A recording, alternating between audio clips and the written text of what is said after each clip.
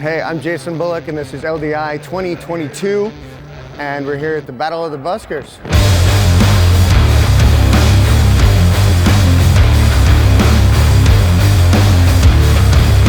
One of the things that I really love about the ChamSys is that I can group 1, position 2, color 5, enter, record, done. I love the amount of faders and buttons I have. The settings to get to them for fader interaction and overlays and priority and stuff. It's so simple. I mean, I've taught people in an afternoon how to use that desk, and I've been able to just sit down and do it. You know, you want to screw with a single fader, great, you tap it twice. You want to change the modifications, you tap it 3 times. You want to change the title, you hit set and touch the button. It's, you know, you can have a one-page starter sheet that would explain how to use it. I basically look at it, there's 2 types of shows. There's shows like this that we're going to walk in and make up, and then there's other shows that we're going to have 3-4 days to write out. But when you're doing punt pages like this, it's very easy in the fashion of the way I have it set up is, you know, the hard edge and washes are swapping. Well, great. I have 5 lights or I have 500 lights. It doesn't matter. As long as the cube does what it's labeled as, and you start building in a muscle memory for it.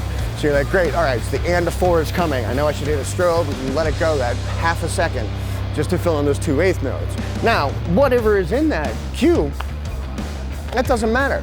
It's completely irrelevant. Again, whether it's massive or whether it's tiny, doesn't matter to me. The button still does what the button says. It says red and blue. I know I'm going to bring it up, and it's going to be red and blue on the stage.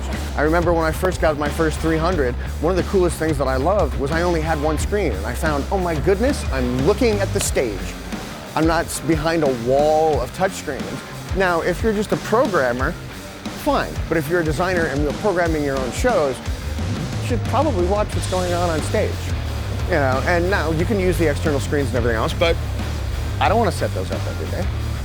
You know, I want it simple. I mean, a 300 I could take and pack by myself. You know, it's not convenient, but it's not trying to lift up some of the other competitors' desks that are 160 pounds. I could actually pack it and rack it myself. And because I would stand on the table and dance around occasionally, upstaging had to build me a steel table that had a coating of rubber that with the case and then the MQ300 on top, it was exactly the right height for my waist.